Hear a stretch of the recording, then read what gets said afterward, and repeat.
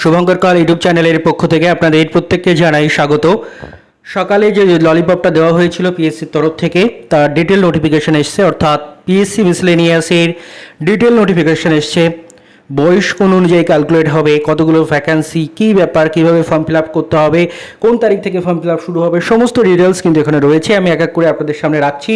Advertise number 13/2024, 2024-এর 13তম notification, যেটা 2026-এ এসে প্রকাশিত হচ্ছে। The detailed advertisement is issued by the Public Service Commission West Bengal in continuation of indicative advertisement number 13/2024 dated 23/12/2024, starting necessary particulars in the following paragraphs. The Public Service Commission West Bengal will hold the miscellaneous service recruitment examination on the result of which recruitment is made to the post of কি পোস্টে আপনাদের নিয়োগ হয় সেটা দিয়েছে এখানে details দেখুন। Assistant child development project officer, disaster management officer, block disaster management officer, block youth officer, municipal youth officer, ভোরো youth officer, then block welfare officer,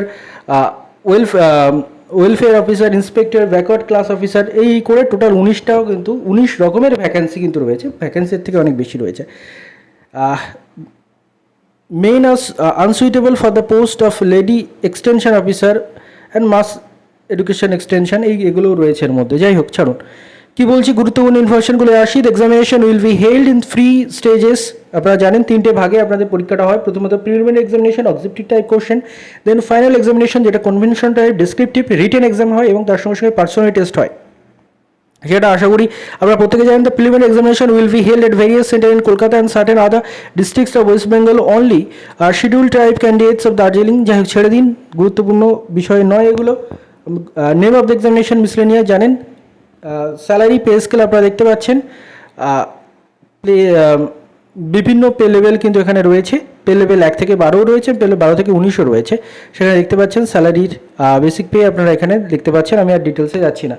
vacancy কত রয়েছে, কি বলছে ভ্যাকান্সির বিষয়ে। The number of vacancies will be announced letter, all appointment will be initially made on a temporary basis. Vacancy তারা জানায়নি, পরে তারা ভ্যাকান্সি জানাবে। এবং এই লাইনটা নিয়ে অনেকে হতে পারেন যে all appointments will initially be made on a temporary basis, তার মানে কি এটা পার্মানেন্ট জব নয়, টেম্পোরারি জব। এটা নিয়ে অনেকের মধ্যে কনফিউশন আসতে পারে। না, এমনটা ভয় পাওয়ার দরকার নেই। প্রত্যেকটা নোটিফিকেশনে এটা লেখা থাকে প্রথমে টেম্পোরারি বেসিসেই নিয়োগ হয়, তারপরে কিন্তু সেটা পার্মানেন্ট হয়ে যায়। তো এটা নিয়ে ভয় পাওয়ার কিছু নেই, যেমন জব হয় পার্মানেন্ট তেমনই। রিজার্ভেশন আপনারা প্রত্যেকে জানেন, সেটা নিয়ে আর ডিটেলস কিছু বলছি না, এখান থেকে আপনারা দেখে নেবেন। দেন কোয়ালিফিকেশান কী রয়েছে, a degree from a recognised university or its equivalent. আপনাকে গ্র্যাজুয়েট হতে হবে, আসল কথা হচ্ছে গ্র্যাজুয়েট হতে হবে। তারপরে যাই হতে পারেন, আপনাকে ন্যূনতম গ্র্যাজুয়েট হতে হবে।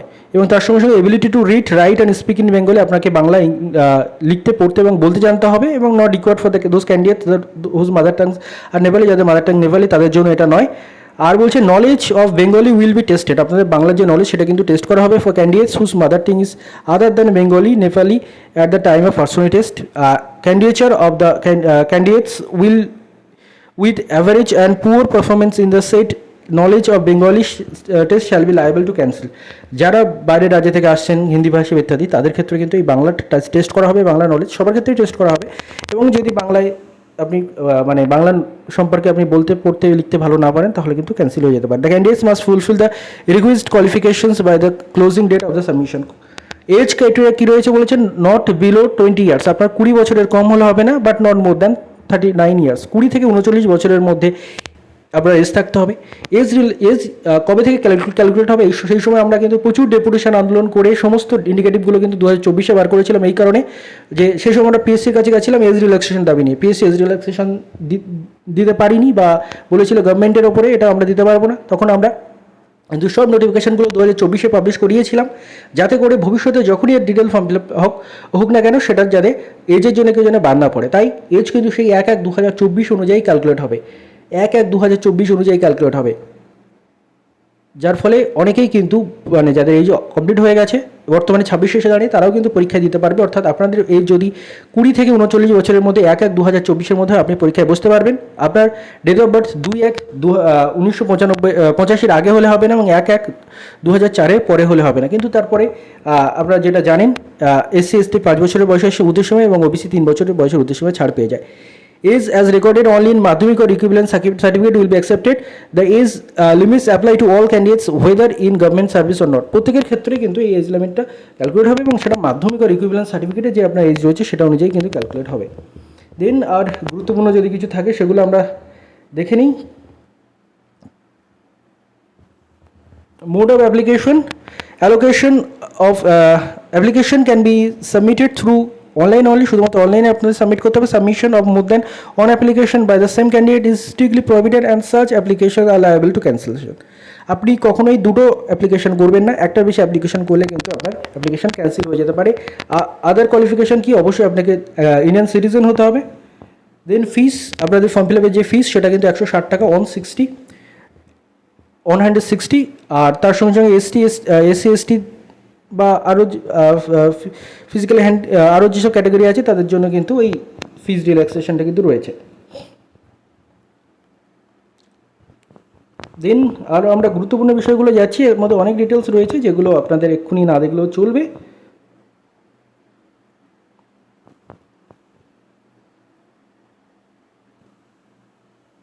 ক্যান্ডিডেটস রিকোয়ার্ড টু অ্যাপ্লিকেশন, এই ডকুমেন্টসগুলো আপনাদের অবশ্যই যে কোনো একটা রাখবেন।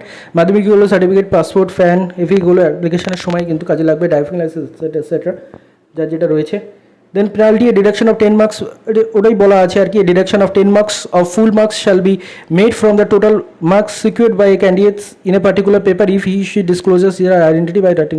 অর্থাৎ এক্সামে যদি আপনার নাম লিখে বা কোনোভাবে আপনি যদি যেখানে লেখার দরকার নেই সেখানে লিখে যদি আপনার আইডেন্টিটি ডিসক্লোজ করেন তাহলে কিন্তু 10% মার্কস কিন্তু আপনার কাটে যেতে পারে। টাই ব্রেকিং প্রিন্সিপাল, এটা নিয়ে অনেকে পরে শর্ট ভিডিও বানাবে, তো আগে থেকে আমি বলে দিই টাই ব্রেকিং প্রিন্সিপাল কী রয়েছে। অর্থাৎ আপনি যদি একই মার্কস পেয়ে যান তাহলে আপনার মানে তখন কী করা হবে, দেখুন বলেছে performance will be given to the candidate with higher marks in personal test. যদি কোনো দুজনের মার্কস সেম রয়েছে তাহলে কে জবটা পাবে, তাহলে পার্সোনাল টেস্টে যার মার্কস বেশি রয়েছে সে প্রথমে অগ্রাধিকার পাবে। যদি তাও টাই থাকে, if there is still a tie, performance will be given to the candidates with higher aggregate marks of the two papers in which candidates obtain highest and second highest marks. In the case of further tie, highest marks obtained by a candidate in a paper in any paper will be given any performance preference. অর্থাৎ কি বলছে, দুটো paper, যে দুটো paper আপনি highest mark পেয়েছেন, preference will be given to the candidate with higher aggregate marks of the two papers. যে দুটো পেপারে আপনি হাইয়েস্ট মার্কস পেয়েছেন সেটার তুলনা প্রথমে করা হবে, তারপরে আবার অন্য একটা পেপারেও তুলনা করা হতে পারে। এগুলো জেনে লাভ নেই, আগে পরীক্ষাটা কবে হচ্ছে সেটা দেখাও। If there is still tie, performance will be given to the candidates with highest. তারপরেও যদি টাই থাকে তাহলে যার বয়স বেশি তাকে গুরুত্ব দেওয়া হবে। Deduction of marks, there shall be negative marking of each wrong answer in multiple choice questions in preliminary examination which will also be printed on the top of the question book. Negative marking থাকে, সেটা আপনারা জানেন, আর সেটা নিয়ে নতুন করে কিছু বলা নেই। 4টে নাম্বার সেটা আপনারা পরে ভালো করে বলে দেবো, এমনি বলেও দিচ্ছি এক করে।